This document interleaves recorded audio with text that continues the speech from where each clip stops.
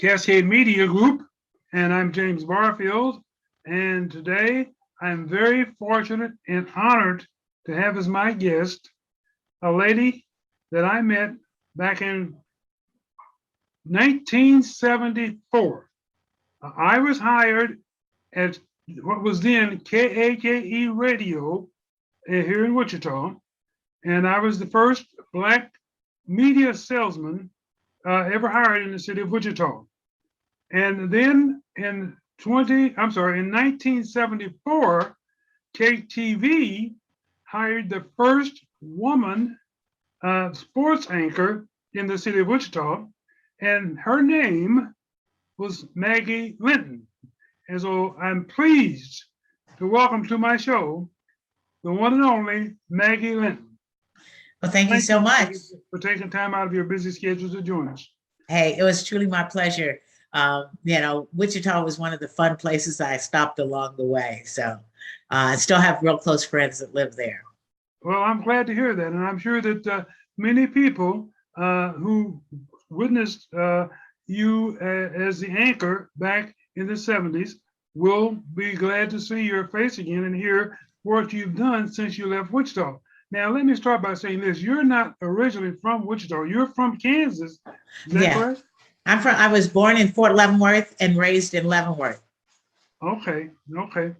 So now, not only were you the first woman to be a sports anchor in Wichita, but you went on to be the same in St. Louis and I believe Washington, D.C. Is that correct? Right.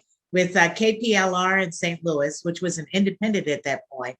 And then with, it was WTTG, which is Channel 5 in Washington. They were Metro Media, now they're Fox station. So I was the first woman in both, because there really were not that many women in general, all over the whole country. There really were not many women doing sports. And I love sports and I understood it because my dad only had two daughters and he treated us like we were his best buddies. And so we went to football and baseball games and we went to car racing and all kinds of stuff and horse racing. And I can remember going up to Nebraska and seeing dog racing and everything else. My dad just loved sports and he gave that love to us. Well, I don't know who hired you originally, but I do know that the station general manager was Martin Umansky, and I believe the vice president was John Froome. Yeah, John Froome is the one who actually hired me, but Martin wasn't just the general manager. He owned the station. ABC, we were an ABC affiliate, but Martin Umansky actually was the owner of the station because he wasn't part of a group. This was his love. It was KAKE Radio and KAKE TV. Yes. Well, he what I was about to say is that he and John, but in particular Martin, was a very progressive, open-minded, willing to try new things back in that area. Otherwise, I would never have been hired, and I don't think you would have either. I would not have been hired. There's no doubt in my mind about that. But, it was very funny. They initially, I was at the University of Kansas going into, technically my second full year of broadcasting. And, I had been recommended by somebody to do news, and I knew I didn't want to do news. I don't mind doing features and talk shows and things like that, but I did not want to do news. And I went down for the interview and they said, we'd really like to interview you for this job. And I said, I don't want that. I said, thank you very much. But should anything happen, call me and I'll come down, especially if a sports position opened. 3 weeks later, the woman who was doing a daily talk show and was PR director for this, I should say community affairs director for the station, she, gave notice. So they called me down initially for that. And then within weeks after I was there, the guy who was doing weekend sports took a job at another place. They asked me if I wanted to do that. So it turned out to be the best of both worlds. It really did. Okay. And so you served until what, 76? You left? Right. August of 76. 76. And then you went to St. Louis. How many years did you serve there? 2 years and 3 days. And was that a sports announcer also? Yes, it was. Well, Yes. well, here we go. Initially, I was working at a station called KSD Radio, and I was doing morning drive. I was doing news, and I was their educational reporter. Really did not like that. And 6 months later, KPLR had an opening, and a guy named Ted Koppler, who also turned out to be a true visionary within broadcasting, and in particular in St. Louis, called me. I had met his wife, Nancy, literally the first week I was in St. Louis. And I had always told her, I said, if an opportunity comes over, I would love to be able to do it. And I replaced Al Roboski, who was a pitcher, and he had gotten traded to St. Louis. Okay. And I wound up, getting hired by them. And it was really a joyful time for me. So I was there for another year and a half. Okay. All right. And then you moved on to Washington, D.C. No, actually, I moved to Baltimore first. Oh, okay. And I did a daily talk show called it was called Baltimore at 10. And that turned out to be really, I'd say, the second best job I ever had. But it didn't last that long. And the main reason why is my competition at Channel 13, which was a Westinghouse station, WJZ, was Oprah Winfrey and Richard Scher. So I've known Oprah since like 1978. Okay. And so they when I can say they kicked our butts, but boy, what fun it was. And then after about a year and a half, I started into Washington, and worked in Washington from then on. A couple little things, did a lot of freelance work, but yeah, that was it. Okay. Loved it. Okay. Now, Maggie, I'll tell you what I'm going to do. I'm going to break some news here today. Okay. And inform you that you were the first woman, and this is something you don't realize, but in 1975, while I was working at KAKE, I started a sideline business selling Black hair care products called Fuller Products. And you had the distinction, you didn't know it at the time, you had the distinction of being the first female that I ever sold a Fuller product to. Really? Yes. Wow. You were living in these, I believe it's called Somerset Apartments, just north of 21st Street, there, just east of Twin Lakes. Right. And I came to your house one evening after working hours for both of us, and introduced you to a line of products, and you ended up purchasing. You were the first, my very first customer. Yay. Okay. And as you can see, I've cut down considerably. I'd like easy care hair now, and I see you're doing about the same. Yes. Okay, now, Maggie, you went on after your television careers, you went on and became a weekday talk show host at Sirius XM. Now, how did that all happen? How did that come about? Well, that's a long and winding story. I started with XM, which you and I were talking about before we started live. Mm-hmm. The day they actually, a month or two before they actually went on the air.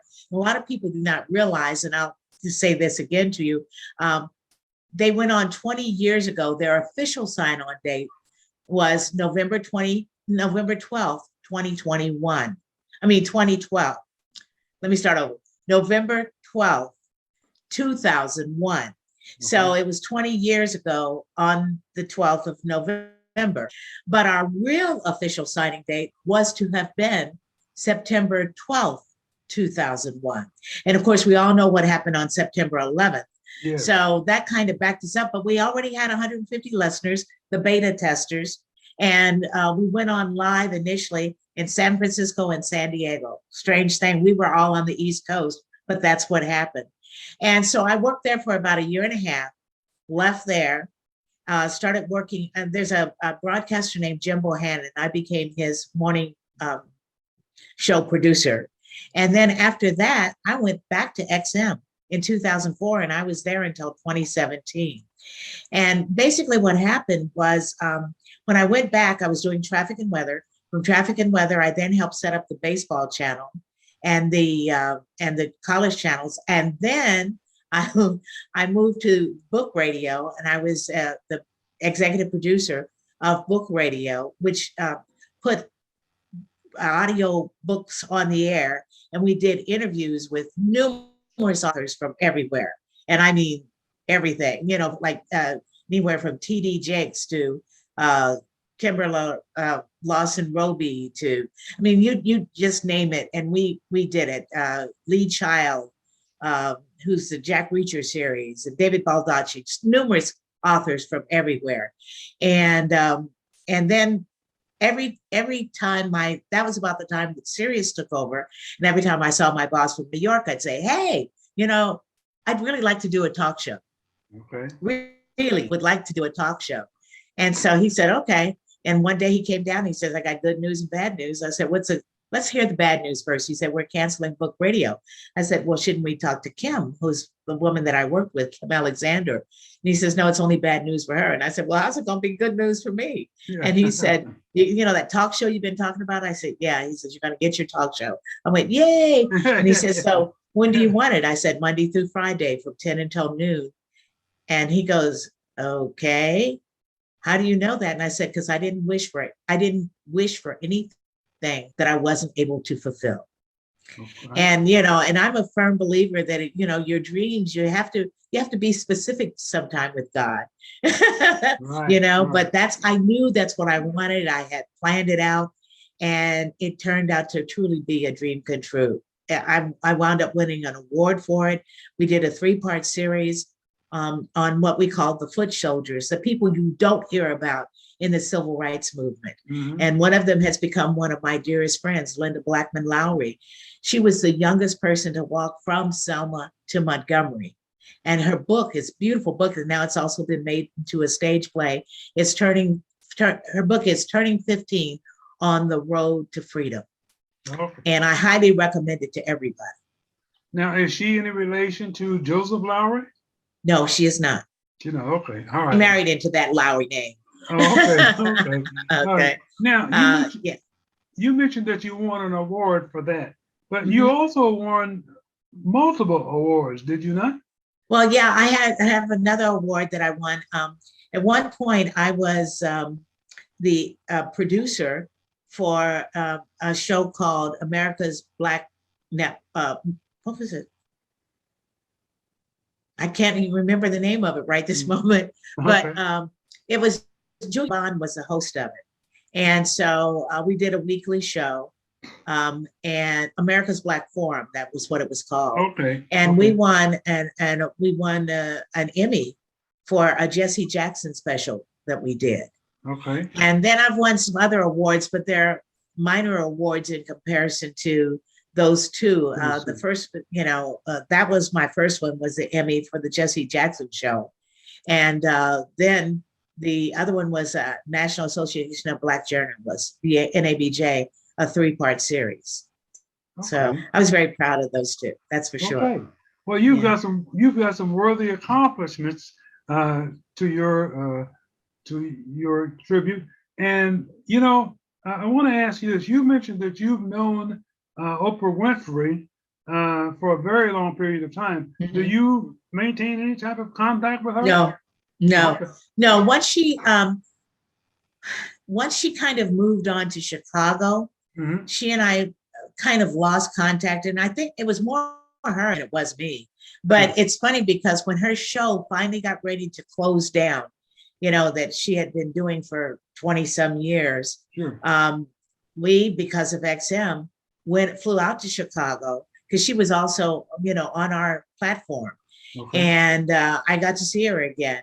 And the longtime makeup artist that she had, a guy named Reggie Wells, he was no longer her makeup artist at that point, but he was there. And then I got to see Richard, he was there, and a number of other people that I had known along the way. And that was really a wonderful time. And that was the last time I actually saw her face to face, was at that point when she said bye-bye to America. But as you know, she's still operating on her own, got her own network. She's a billionaire. So She Yes, can do yes. whatever she wants. Yeah, right, right. Well, you mentioned Reggie Wells. I remember Reggie Wells. He was a longtime makeup artist for Ebony Fashion Fair. That's Uh, right. I Yeah. remember him. And One of, I'll tell you something else about Reggie. He's from Baltimore.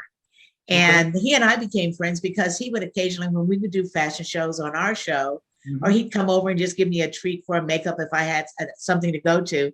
And he and I became very close friends. And he wound up, his grandmother lived around the corner from my sister.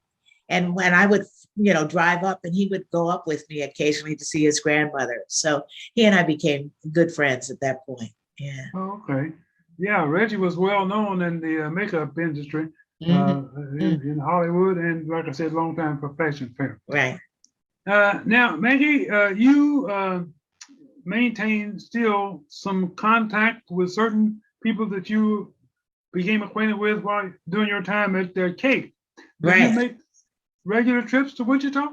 No, I don't make regular trips to Wichita, but whenever I can, I do come down to Wichita, and I do get a chance to see Ruth Ann.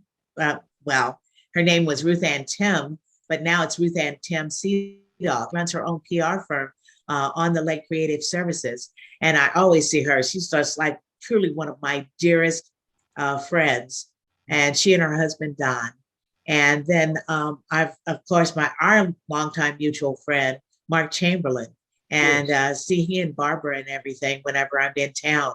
I almost always see Mark and Ruth Ann. And I actually stay at Ruth Ann's house 99% of the time. It's like I'm going to Wichita.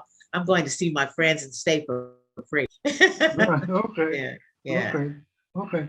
Well, now, what are you doing today? You're no longer with Sirius XM, and No. you're self-employed. And tell me Mhm. what you do in that endeavor. Okay. Number one, I'm right now, I'm still doing traffic and weather for iHeartRadio, a couple of radio stations, one in Baltimore, one in DC, but I also do a lot of fill-in work for some other major stations around.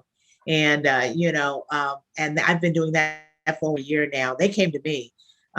They started, I don't know if many people know, but iHeartRadio started what they call the Black Information Network. And it's in major cities around the country, Mhm. like New York, Philly, Richmond, here on the East Coast, DC, Baltimore, trying to think, Birmingham, Alabama. What's on? It's across the country, Sure. and they target their markets and stuff. But a number of the stations wanted traffic and weather. And so, that's how I got it. And the best thing about it was I could do it from my home because I have a studio in Sure. my home. And I'm just like probably weeks away from starting my own podcast, which is going to be called The Shared Path. And I've got someone's working on a new website, getting ready to get that launched and everything. So I'm staying busy and getting ready to start doing a lot more freelance work, just simply because I've been asked. And, I was looking at the on TV right now, they have the Medicare information, it's Medicare sign up time. And I did a commercial back in, I guess it was 2008. And it ran during, right as soon as the presidential election was over through the 7th of December. And they called me the next year and, they said, we'd like to do another commercial, the one that you have. And all I had to do was sign a piece of paper, got paid the exact same amount I had beforehand for shoot, plus a 10%, jump and, and even more. So, Okay. I'm a union person and I love it because of things like that. So, and I've also had the opportunity to do a number of other things too. Like I was a squad room secretary the final 3 seasons of Homicide: Life on the Streets. I've done some movies and things along those lines. It's been fun. I'm really glad. You never know where you're going to end up with this kind of career, but it's Sure. been so much fun. Yeah. Well, I want to ask you this. You mentioned your podcast. Mhm. What will be the format of your podcast? The format is to, we all need to be better informed, Mhm. especially financially. Sure. So that's going to be one of my focuses, as it was on my talk show. Every Wednesday, we had what was known as Wealth Wednesday. And I wanted people, I say I want, but my goal was to help people to become more financially aware of what they could do to not have to suffer. And, I can remember even, and part of that is because of my parents, but also the other part of it is just not wanting to be broke. I'll never forget that. And I use this example all the time. There was a woman who was on the front page of the Washington Post, and she and her son lived in West Virginia. And this is a white woman. And she was getting ready to lose her house because she owed under $500 in taxes. It was like 400 and some dollars in taxes. And she didn't have that. Sure. And it's like, what's wrong with you? I see people with a BMW or a Lexus or something sitting out in front of an apartment complex. It's like, hello, what's wrong with this picture? Priority's wrong. Unless somebody's paying for that car for you, then that's a different story. But even then, we have to learn how to understand that wealth comes, and it also comes with generational wealth too. You hear about people who are left hundreds of thousands of dollars because somebody else did their work for them. I mean, and that's what we have to learn how to do. We can't wait for somebody else to give it for us. So that's a focus: education, having fun, just getting joy out of life, and talking a lot to people who have moved ahead, who have accomplished things, and who are going to, it's a path you can follow. That's the reason why I decided to call it the shared path. It's just like you and I are sitting here right now. We're sharing memories of what we did and what we've done and things like that. And it's never just been about us. It's been about who else we can touch, what else we can do. So my show, my podcast will be very uplifting, and I'll still be talking to my favorite authors, Beverly Jenkins and Kimberly Lawson Roby, and Lee Child is basically retired from writing now. His brother has more or less taken over, but I talked to him a couple of weeks ago, and I said, you said you're not going to do any more interviews. He said, I'll do it for you. Not a problem, Maggie. Okay. So, I'm going to have people like that on too. Sure. It's amazing. Again, the paths that I've crossed and will continue to cross. So. Now, what about, you have a business called Maggie Linton Media and Finance, don't you? Yeah. Well, Linton Media Finance. Well, Linton Media is just what we're doing now. It will include my podcast, my freelance work, and things like that. And finance is I'm also a licensed life insurance broker. And again, that leads toward the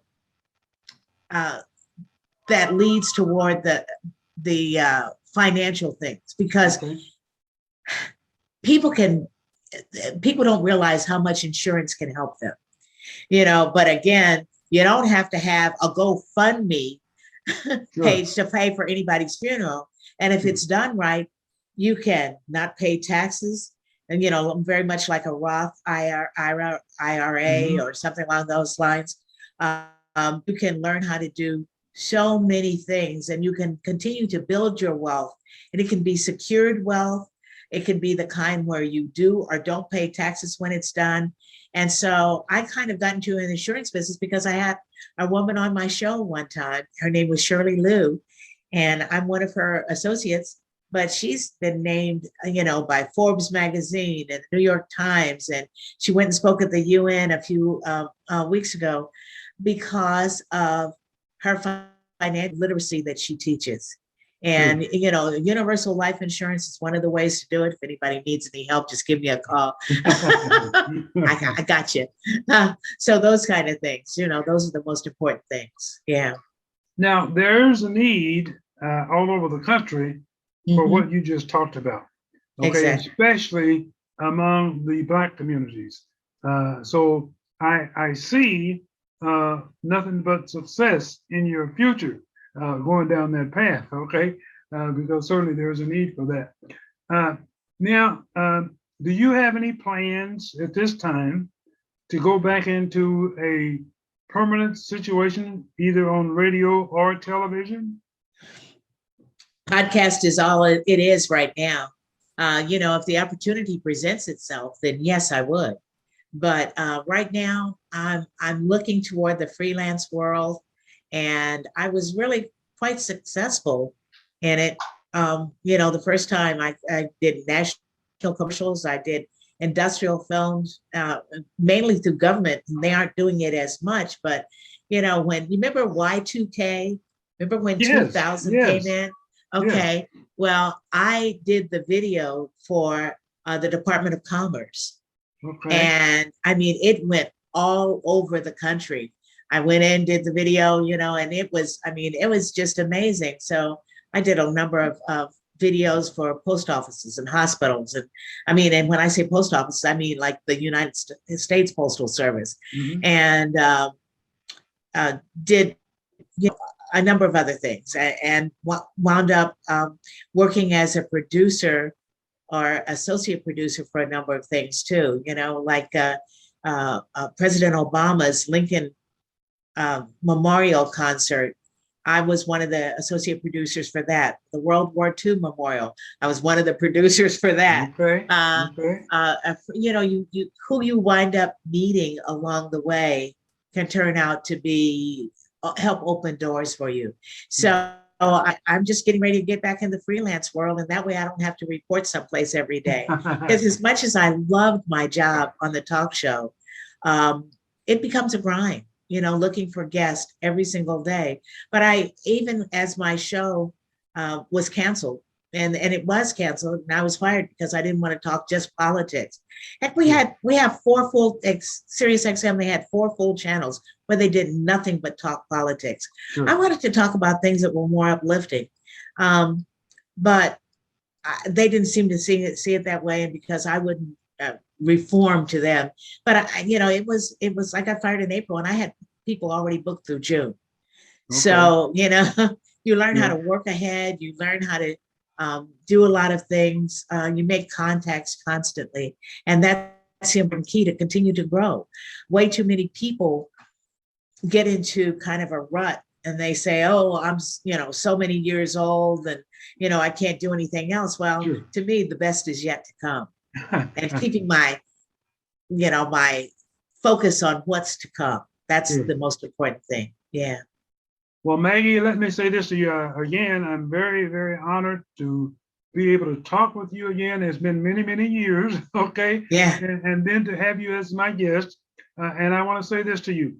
You look as good today as you did in 1974, okay? Obviously, there's something wrong with your camera, but thank you. I'm working on it. During the pandemic, a lot of people gained weight. I lost weight. I lost over 30 pounds. And I feel good. As I tell people all the time, I've been blessed.